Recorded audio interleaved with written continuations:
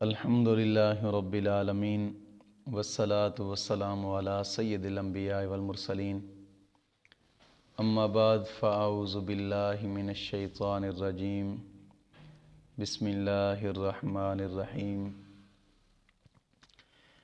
اہدنا الصراط المستقیم صدق اللہ مولانا العظیم۔ دوستو، 9 تاریخ تیسرا مہینہ سن 2022 ہم نے پہلا سبق پڑھا تھا اور پھر کل چھٹی ہوئی تھی میری مجبوری کی وجہ سے۔ آج درس قرآن کا دوسرا سبق ہے۔ مولا کریم سے دعا ہے کہ مولا کریم ثابت قدمی عطا فرمائے اور دین کی سمجھ عطا فرمائے۔ دوستو،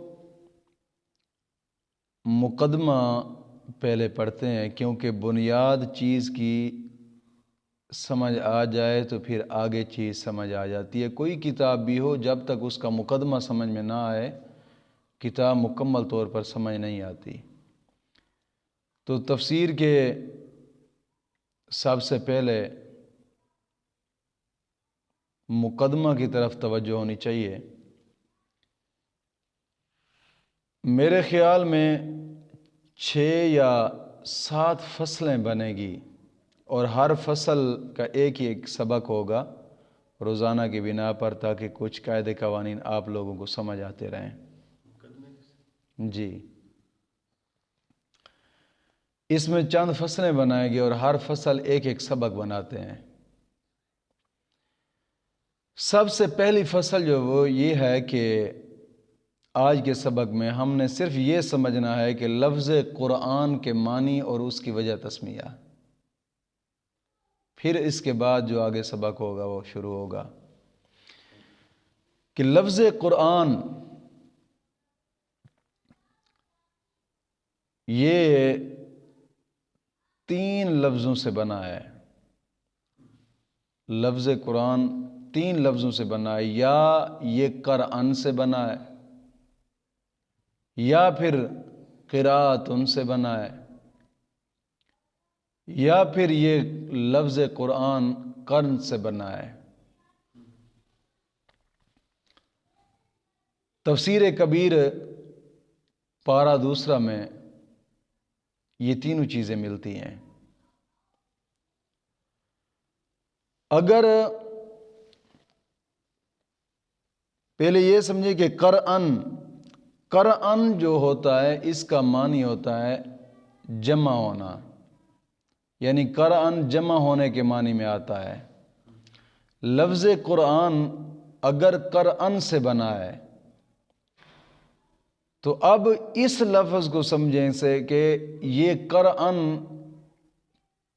معنی جمع ہونے کے تو ہیں، لیکن اس سے کیا کیا فوائد کہہ لیں یا کیا کیا تعریفیں اس سے نکلتی ہیں۔ پہلی بات یہ ہے کہ اگر یہ قرآن سے بنا ہے تو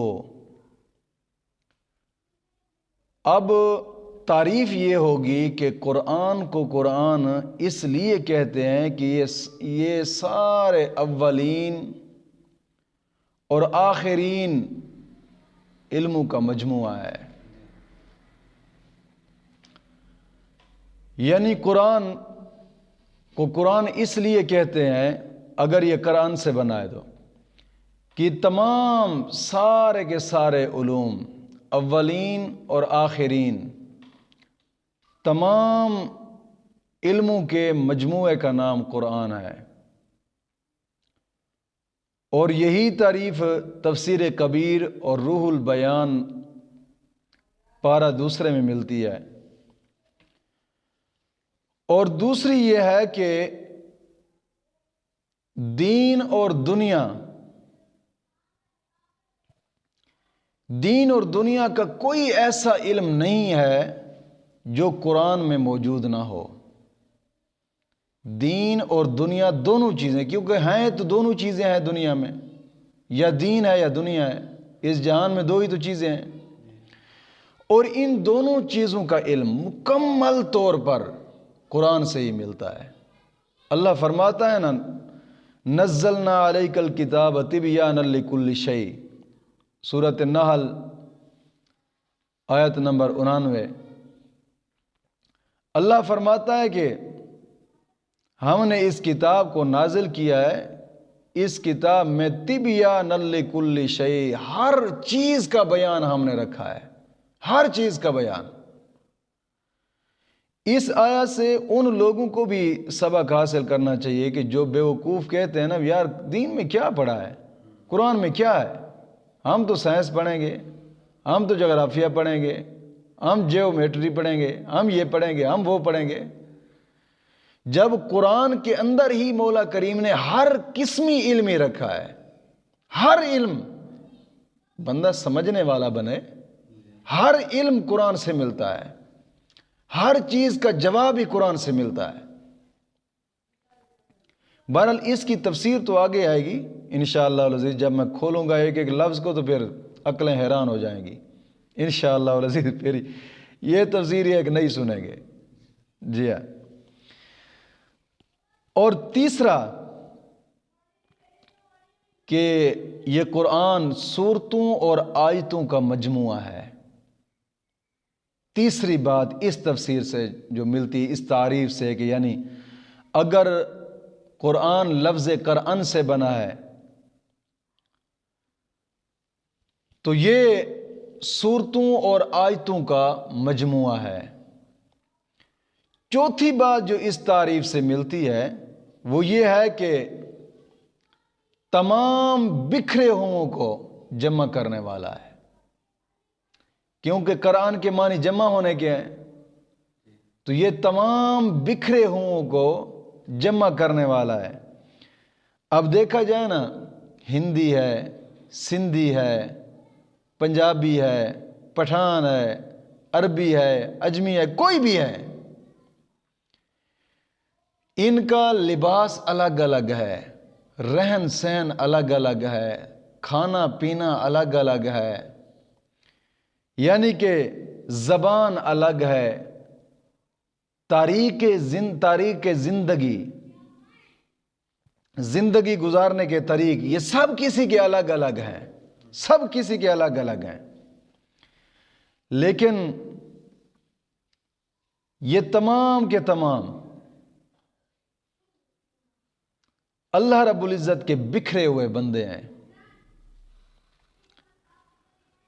لیکن قرآن کریم نے ان سب کو جمع فرمایا ہے، سب کو جمع فرمایا، اور مولا کریم نے ان تمام کو جمع فرما کر ان سب کا ایک ہی نام رکھا ہے، اور نام ہی خود رب نے ہی رکھا ہے۔ اللہ قرآن کریم میں فرماتا ہے نا، سورۃ حج آیت نمبر 78 میں فرمایا سماکم المسلمین، تمہارا نام مسلمان ہے۔ اگرچہ رہن سہن الگ ہیں، طعام الگ ہیں، لباس الگ ہیں، زندگی کے سب طریق الگ ہیں، اللہ رب العزت نے فرمایا کہ تمہارا نام مسلمان ہے، تمہارا نام مسلمان ہے۔ اس لیے بزرگ فرماتے ہیں نا، کافروں کے مقابلے میں اگر ہم سے پوچھا جائے تم کون ہو، ہم کہیں گے مسلمان۔ اگر جو کلمہ پڑھنے والے فرقے ہیں ان کے مد مقابل پوچھا جائے تو ہم کہیں گے جی مسلمان سنی ہے۔ پھر سنی تو ہر دعویٰ کرتا ہے، وہابی بھی کرتا ہے، شیعہ بھی کرتا ہے، سب کرتے ہیں، پھر ہم کہیں گے ہم سنی حنفی ہیں۔ سمجھ آ گئی؟ ہم سنی حنفی ہیں۔ تو سماکم المسلمین، مولا کریم نے خود نام رکھا ہے کہ تمہارا نام مسلمان ہے۔ دیکھیں نا کہ میں مثال دیتا ہوں، شہد ہے، شہد رنگ برنگے پھولوں کا رس چوستا ہے، رنگ برنگے پھولوں کا رس چوستا ہے پھولوں کا رس، پھولوں کا رس ہے، مگر ان سب رسوں کا جو مجموعہ ہے نا وہ شہد ہے، نام ایک ہے۔ پھل کبھی سرسوں کا پھول کا وہ رس چوستے ہوئے دیکھا ہے، کبھی توریا کے پھول کا رس چوستے ہوئے دیکھا ہے، گنے کا رس چوستے ہوئے بھی دیکھا ہے، شیرہ چوستے ہوئے دیکھا ہے، یعنی اکثر تو چیزوں کے رس یہ پیتے ہیں، لیکن ان کا مجموعہ کیا بنتا ہے؟ شہد۔ سب یعنی کہ قومیں، سندھی، پنجابی، پٹھان، بلوچ، سب رہن سہن، طریقے زندگی سب کچھ الگ ہے، نام ایک ہے مسلمان، نام ایک رکھا گیا مسلمان۔ اسی طرح مختلف ملک ہیں، ہر ملک میں مختلف زبانیں ہیں، ان سب کا نام مسلمان ہے۔ تو یہاں سے ہی معلوم ہو جاتا ہے گویا یہ کتاب تمام کو جمع کرنے والی ہے، تمام بندوں کو، رب کے پاک بندوں کو جمع کرنے والی ہے۔ اسی طرح زندہ اور مردے، ان میں بھی بظاہر تو کوئی علاقہ نہیں ہے، لیکن قرآن کریم نے ان کو بھی خوب جمع فرمایا ہے کہ مردے مسلمان زندوں سے فیض حاصل کرتے ہیں، مردے مسلمان زندہ مسلمانوں سے فیض حاصل کرتے ہیں ایصال ثواب کے ذریعے، اور زندہ وفات شدہ لوگوں سے وہ حضرات جناب جی قرآن کی برکتیں لوٹتے ہیں۔ وہی لوگ جو زندہ ہیں وہ قرآن کی برکت سے ہی کوئی ولی بنا ہے، کوئی کتب بنا ہے، کوئی غوث بنا ہے، قرآن ہی کی برکت سے، اور پھر ان کا فیض بعد وفات کے بھی جاری ہے۔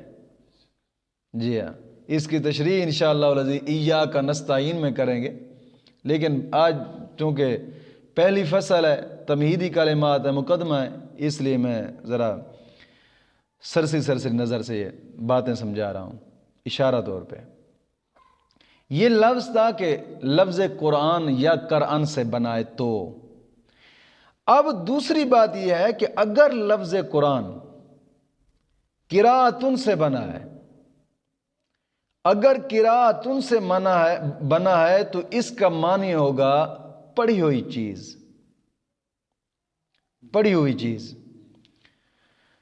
اب اس کی تعریف یہ ہو جائے گی کہ اب اس کو قرآن اس لیے کہتے ہیں کہ انبیاء کرام کو کتابیں ملی یا صحیفے ملے، اللہ رب العزت کی طرف سے لکھے ہوئے آئے، لیکن یہ قرآن لکھا ہوا نہیں آیا بلکہ جناب جی پڑھتے ہوئے نازل ہوا ہے،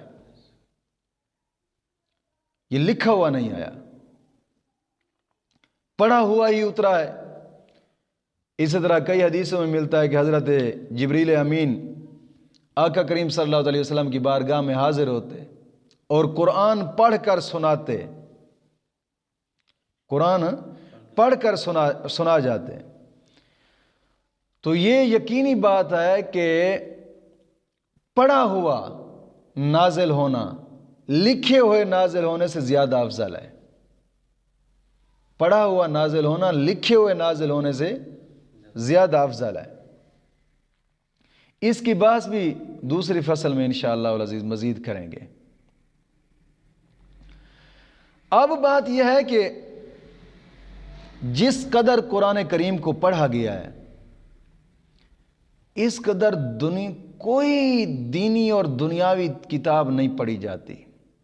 لوگ کتابوں کو لکھتے ہیں، آئے دن اب مصنف تو جناب جی رضائی اٹھائیں تو نیچے سے مصنف نکلتا ہے، فصل جناب جی صفحے اٹھائے تو نیچے سے مصنف نکلتا ہے۔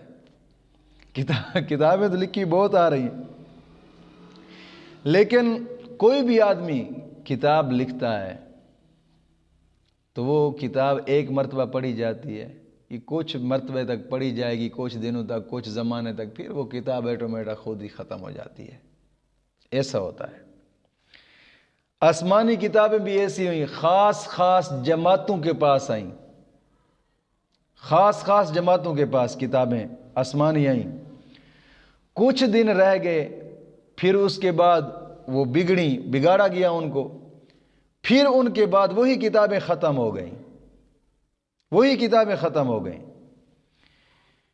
اس کی تشریح بھی تو آگے فصل میں کریں گے، لیکن قرآن جو میں بات کرنا چاہتا تھا وہ یہ ہے کہ قرآن کریم کی یہ شان ہے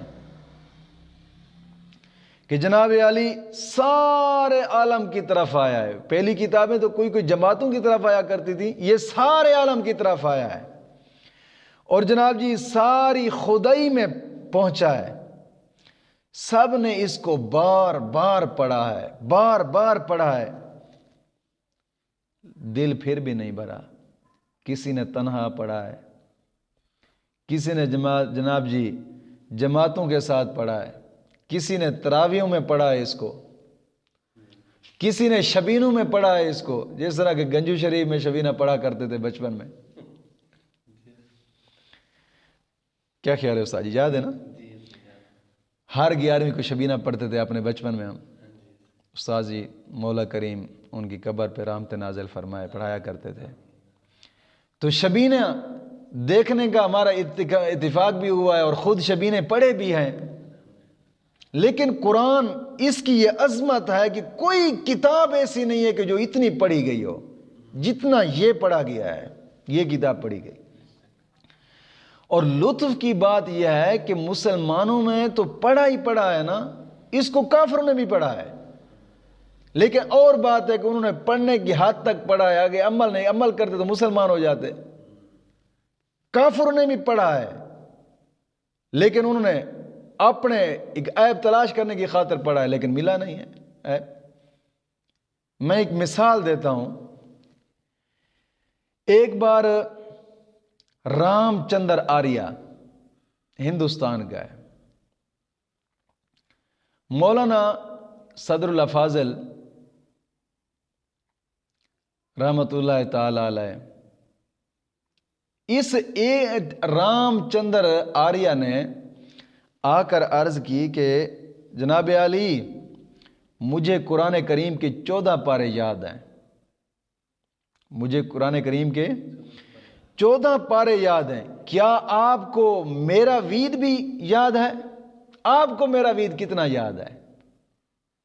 وید ان کی ایک کتاب ہے کہ میرا وید آپ کو کتنا یاد ہے؟ آپ کے قرآن کے تو مجھے 14 پارے یاد ہیں۔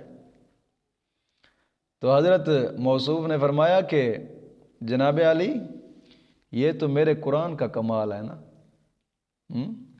یہ تو میرے قرآن کا کمال ہے کہ دوست تو دوست، دشمن بھی اس کو یاد کرتے ہیں،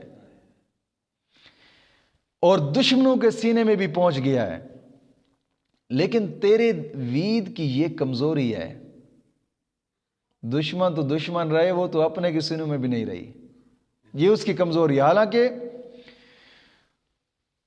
دوستوں کے دل میں بھی وہ گھر نہیں کر سکی وید۔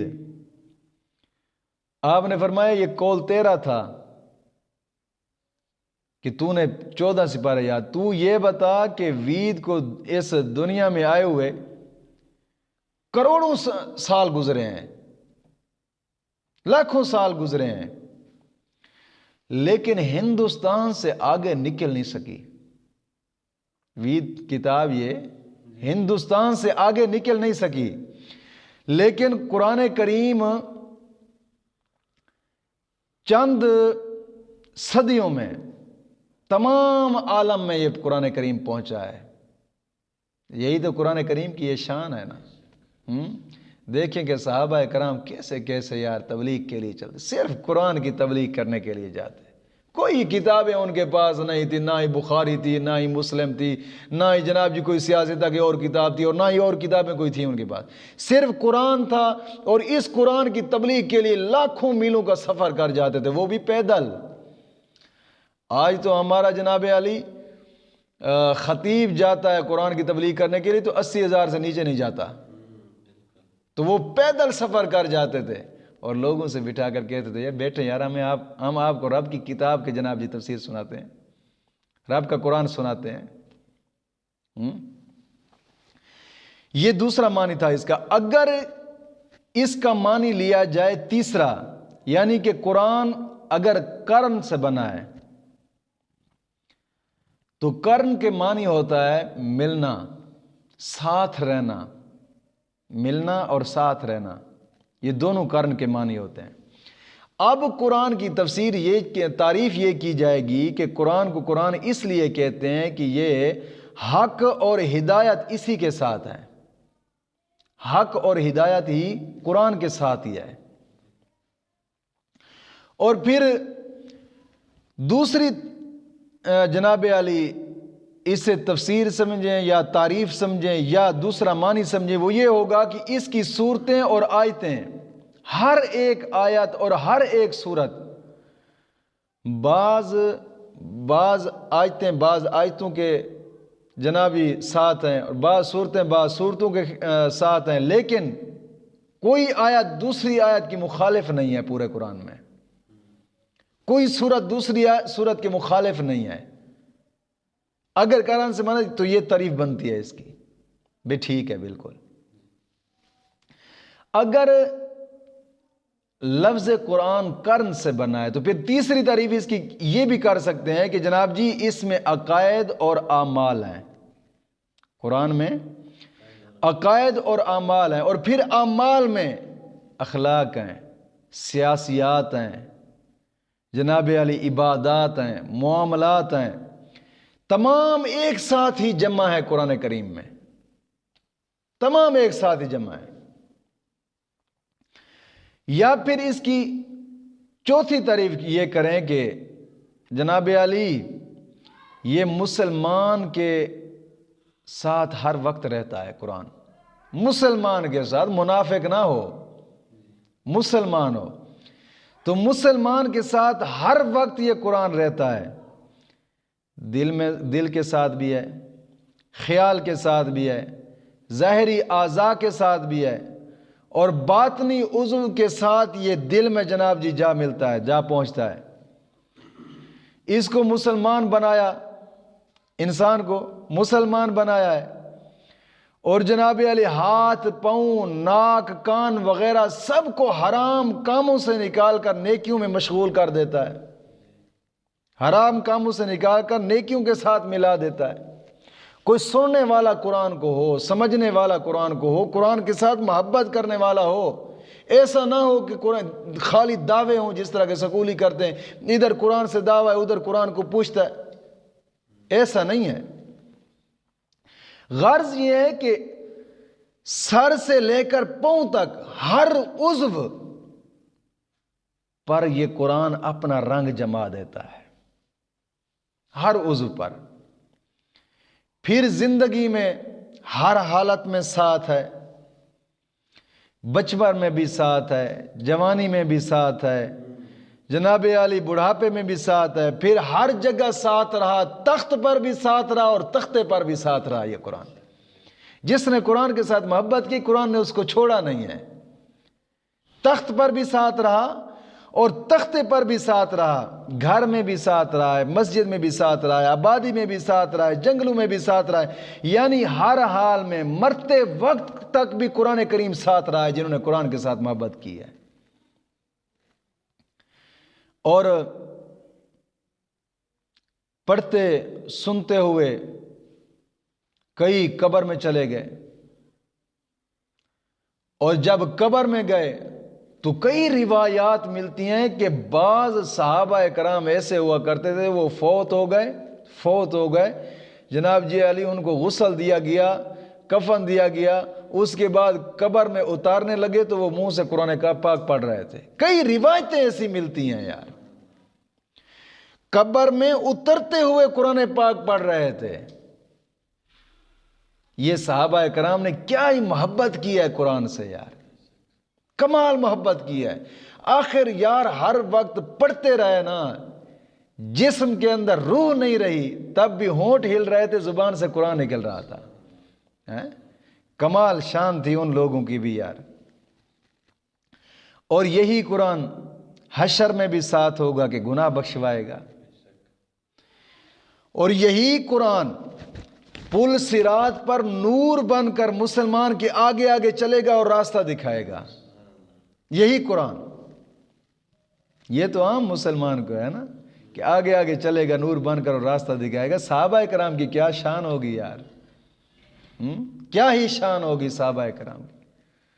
ایک صحابی غالباً حضرت انس رضی اللہ تعالیٰ عنہ، بخاری مسلم میں یہ حدیث پاک ملتی ہیں، اور نبی اکرم صلی اللہ علیہ وسلم کے پاس پہنچے۔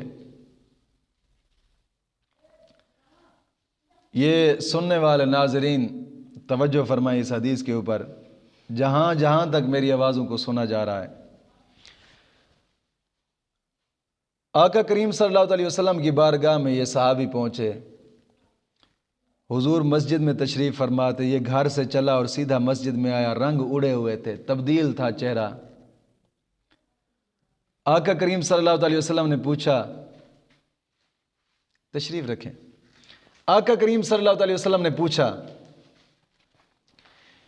خیر ہے، کیوں پریشان ہو؟ تو صحابی عرض کرتا، یا رسول اللہ میں سوچ رہا تھا چلو یہاں تو ہے، ہمیں جب محبت ستاتی ہے، پیار ستاتا ہے، دل میں خیال آتا ہے، مسجد چلے جاتے ہیں، آپ کے پاس آ جاتے ہیں، آپ کا چہرہ دیکھ لیتے ہیں، دل کو سکون مل جاتا ہے۔ حضور سوچتے یہ ہیں کہ جب محشر کا میدان آئے گا، جنت دوزخ کے فیصلے ہو جائیں گے، آپ تو جنت میں اعلیٰ مقام پہ ہوں گے، اور اس وقت جب ہمیں آپ کی محبت ستائے گی تو ہم کہاں جائیں گے؟ اسی وقت رب کریم نے آیت کریمہ نازل فرمائی، فرمایا محبوب تم انہیں کہو کہ جو دنیا میں میرے ساتھ محبت کرتا ہے نا، وہ جنت میں بھی میرے ساتھ ہی رہے گا۔ جو دنیا میں میرے ساتھ محبت کرتا ہے وہ جنت میں بھی میرے ساتھ ہی رہے گا۔ تو یہ قرآن ہر وقت مسلمانوں کے ساتھ جنت میں بھی جائے گا، اور مسلمانوں کو حکم ہوگا کہ آپ جو قرآن پاک پڑھتا ہے اور قرآن سے محبت کرتا ہے، اس وقت بھی حکم یہی ہوگا کہ تم قرآن پڑھتے جاؤ اور جنت کی سیڑھیاں چڑھتے جاؤ، قرآن پڑھتے جاؤ اور جنت کی سیڑھیاں چڑھتے جاؤ۔ یہ اس کا تیسرا معنی تھا کہ قرآن یا قرن سے بنا ہے۔ تو اس کا چوتھا معنی یہ کہ اس کا یہ تو مانا تھا، دوسرا نام اس کا فرقان بھی ہے، اس قرآن کا دوسرا نام فرقان بھی ہے۔ اگر یہ ہم کہیں کہ لفظ جناب جی فرقان یہ لفظ فرق سے بنا ہے، لفظ فرق سے بنا ہے، تو اس کا معنی ہوگا کہ جناب جی فرق کرنے والی چیزیں، فرق کرنے والی چیز، یعنی کہ قرآن کو قرآن اس لیے کہتے ہیں کہ حق اور باطل میں فرق کرتا ہے، سچ اور جھوٹ میں فرق کرتا ہے، مومن اور کافر میں فرق کرتا ہے۔ یہ